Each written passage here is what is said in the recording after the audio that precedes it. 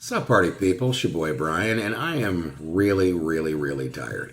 Last night's Mets game did not end until almost midnight, and then I had to get up at 5:30 a.m. for this volunteer thing that I sometimes do, and then I had two tutoring sessions, and then I went to a card show in Woodside, and then I fell asleep.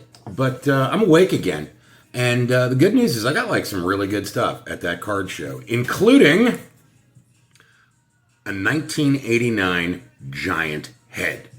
Apparently, there's a Ken Griffey Jr. rookie head, and it may be worth $10. Either way, I've got something. I've got some kind of giant head with a suction cup on it that I can stick on the wall. Stick it back there. All right, whose head is it? It's John Franco's head. John Franco's head in a Cincinnati Reds hat. There you have it. Young John Franco. No mustache. Good stuff. Good stuff. 81 Fleer?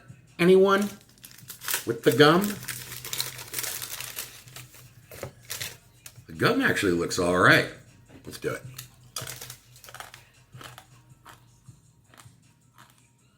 Oh man, that was a bad idea. Hang on one sec. I spit that in the garbage can. Anyway, we begin with Andre Dawson, Hall of Famer. There he is at Stade Olympique with the yellow seats. Larry Harlow, don't know who that is.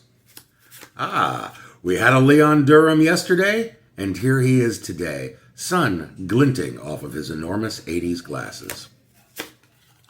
Dick Williams, Expos manager, such a jerk that he got fired midway through the 1981 season and replaced by Dick Fanning, who guided the Expos, as you know, to their only postseason appearance. A young Bob Warner, number one draft pick, looking very cocky, very, very cocky in his lowercase a hat. He had a solid career. He went to Japan. Things happened for him.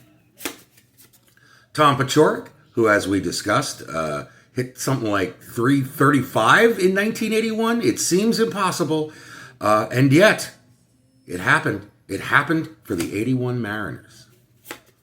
Ooh, it's Keith. It's a young, grimy Keith with the Cardinals. He never looked that grubby with the Mets. He was always, he had the stash, of course, he still does. But he never had that level of 5 o'clock shadow. I imagine the ladies, including Elaine, didn't like it.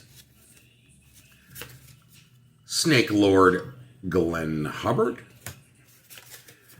Dave Gultz, who, if I'm not mistaken, was very tall. Like his claim to fame was being a very tall guy. Bill North, who was an excellent defensive outfielder for the A's, but I guess they traded him across the bay for some reason. Not really sure why. A young Wally Backman. I believe this has to be a Wally Backman rookie. There cannot be any earlier Wally's Backman. And with the full beard. Usually Wally was very much a mustache guy, but here he's got the real dirtbag look going.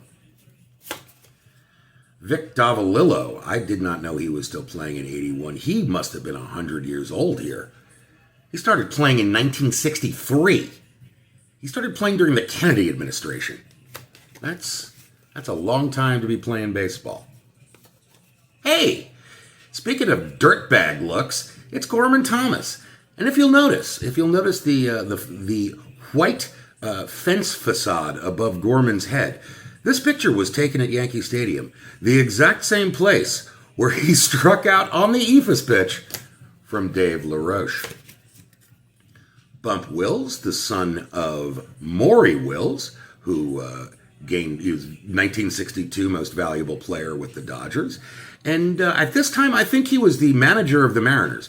And not only one of the worst managers in the history of the Mariners, possibly one of the worst managers in the history of baseball. Look him up.